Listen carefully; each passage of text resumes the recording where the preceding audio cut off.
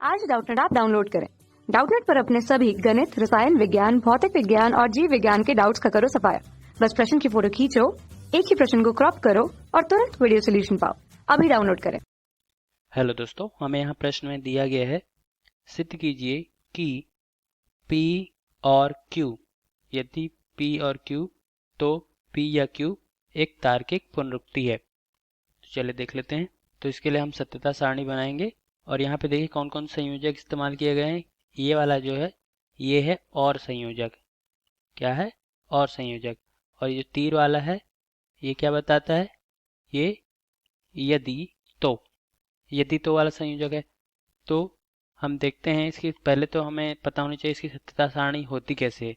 तो जैसे P है और Q है, दो कथन है, तो P और Q किस प्रकार होता है। देखिए, यदि P सत्य है और Q भी सत्य है तो P और Q सत्य होगा। यदि P सत्य है किंतु Q असत्य है तो ये असत्य होगा। अगर P असत्य है, Q सत्य है तो भी ये असत्य होगा, और अगर दोनों असत्य हैं तब भी ये असत्य होगा। तो आप यहाँ पे एक चीज समझे कि जब दोनों सत्य हो तभी ये सत्य होगा, बाकी सब में असत्य। अब देख लेते हैं यदि के लिए। यदि P तो Q, इसमें कैसा होता है नियम। तो देखिए इसमें क्या देखना रहता है। इसमें अगर P सत्य है और Q भी सत्य है तो ये सत्य होगा। अगर P सत्य है लेकिन Q असत्य निकल गया, पहले सत्य फिर असत्य निकल गया, तो ये असत्य होगा। अगर P असत्य है और Q सत्य निकल गया तो ये सत्य होगा। और अगर P असत्य था और Q भी असत्य है तो ये सत्य होगा। मतलब अगर सत्य के बाद असत्य हो जाए केवल तभी यह असत्य होगा, बाकी सब में सत्य होगा। ठीक है, तो ये दो हमें इसके नियम पता होने चाहिए इन दोनों संयोजकों के। अब हम आगे हल करते हैं प्रश्न। तो यहाँ पे देखिए क्या दिया गया है, P Q फिर P या Q, और यहाँ पे P या Q। हाँ, P या Q को भी बता दूं मैं। तो P या Q, इसमें क्या होता है, अगर P सत्य है और Q भी सत्य है तो ये सत्य होगा। P सत्य है Q असत्य तब भी ये सत्य होगा। P असत्य Q सत्य तब भी ये सत्य होगा। जब दोनों असत्य होंगे केवल ये तभी असत्य होगा, इसमें ये याद रखना है।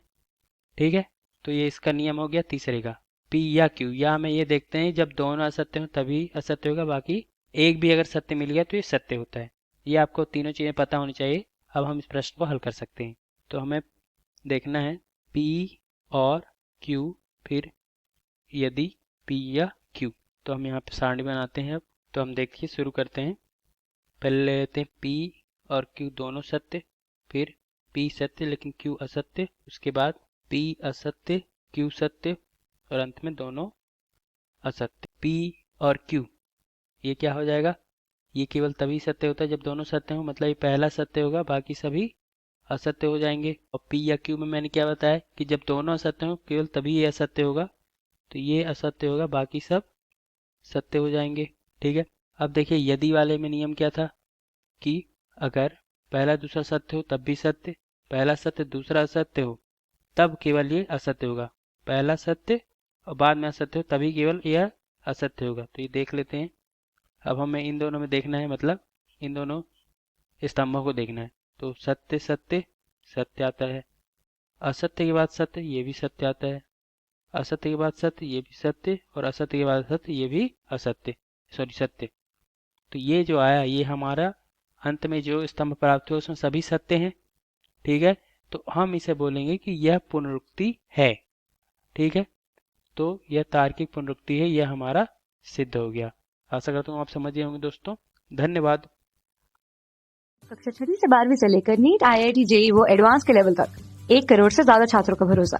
आज ही डाउनलोड करें डाउटनेट ऐप या व्हाट्सएप करें अपने सारे डाउट्स 8400 400 400 पर।